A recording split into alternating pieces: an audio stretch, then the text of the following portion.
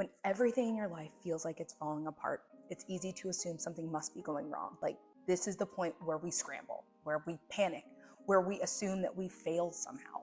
But what if these moments, the ones that feel like rock bottom, aren't actually a bad thing? What if they're simply a sign that something new is trying to be created? Because here's the truth. When life brings us to a breaking point, it's often not a punishment. It's an invitation to choose. Hey there guys, it's Gata and welcome back to my channel. Here I love to talk about the secrets that I've learned along the way to create a life that I truly love, because I hope they can help you do the same. If you're interested in that kind of thing, please think about subscribing. I would love to have you back. We don't talk enough about how powerful major life changes are. When something ends, be it a job or a relationship or maybe even an identity that you've worn for years, a tremendous amount of energy is released. Whether we're consciously aware of it or not, that energy is going to go somewhere. Sometimes life initiates change for us, and sometimes that growth can really hurt. But even then, growth isn't just about letting go. It's about choice. And that's where the hermit crab comes in.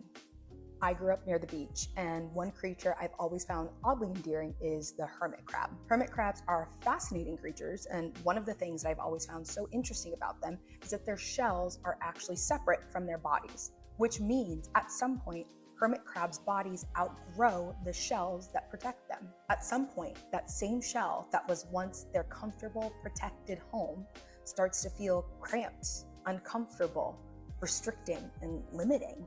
And eventually, the hermit crab faces the decision to stay behind in a shell that no longer fits them, or to venture out and leave it behind in search for something better. The moment the hermit crab decides to step out of the comfort of its familiar shell, it becomes extremely vulnerable. There's no more armor, no more protection, and no guarantee that what it's stepping into next is going to be a better fit.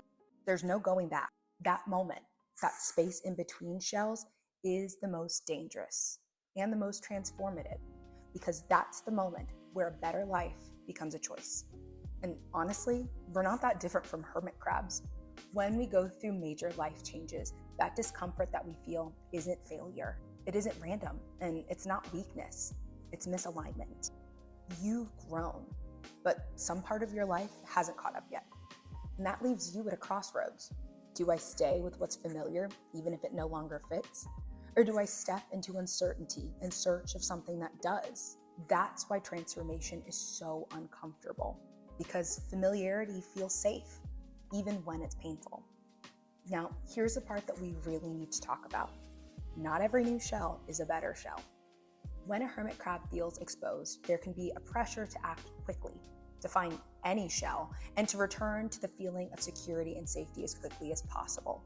And sometimes, in a panic, the hermit crab will find itself in a new shell, but one that's just as ill-fitting as their old one. We do this too.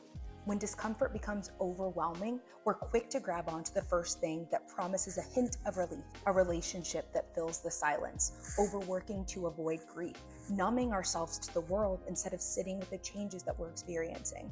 A new shell isn't automatically a better shell, and choice isn't about rushing into action. Sometimes choice means pausing, listening, and letting yourself exist in that vulnerable in-between shell space without defaulting to panic mode. This hermit crab thing isn't just a metaphor for me. It's something I've lived in my own experience. I lost my very best friend about a year ago, and when she died, I wasn't just overwhelmed with grief. It felt like my whole world had turned upside down. We've been best friends forever, and I was certain that we were going to have decades of life together before she finally passed away. I'd spent so long believing that we had decades more time together, and when she died, that version of my life stopped existing. That loss forced me to leave a shell I never would have chosen to leave. I didn't have control over what happened, but I did have control over what happened next. In the days immediately preceding her death, I found myself falling into some really dysfunctional patterns.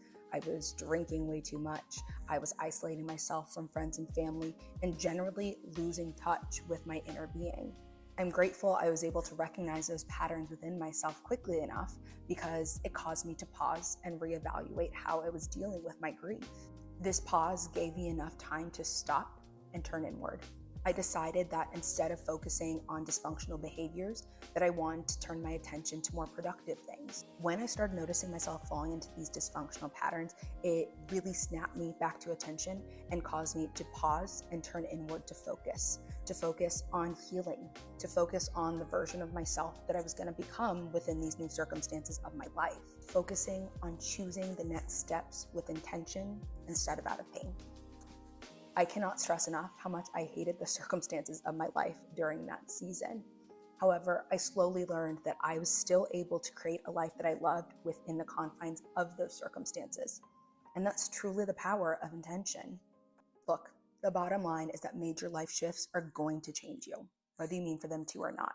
When so many things feel uncertain and out of our control, it's important to remember that there are certain things within your circumstances that you get to be in charge of. How much grace and space you give yourself as you navigate this transition period, how gentle and kind and patient you are on this journey, and whether or not you're rushing into familiar discomfort or stepping out and closer to alignment. That vulnerable place in between shells isn't a failure state. It's a sacred one. It's where awareness grows. It's where clarity begins, and it's where you start your path to intentionally creating the life you love. So, if you're feeling like a hermit crab right now, unsure, exposed, in between, please hear me clearly. You are not broken. You are not a failure, and it is never too late. You're simply living in the space between who you were and who you're becoming. And what a beautiful place to be that is. Be gentle with yourself. Protect your well-being, and most importantly, give yourself permission to choose your next shell intentionally, not from fear and panic, but from love and intention. This is your moment to create a life you really love, not by default, but by design. If you're still watching, thank you so much for hanging out with me today. I always love these little chats that we get to have. If you're in the middle of one of these hermit crab in between shell periods, let me know down in the comments. What are you stepping out of? What are you trying to step into? I would love to hear what you guys are working on. Thank you all so much for coming. I hope you have a wonderful rest of your day, night, whenever it is for you as you're watching this, and I will catch you next time. Bye.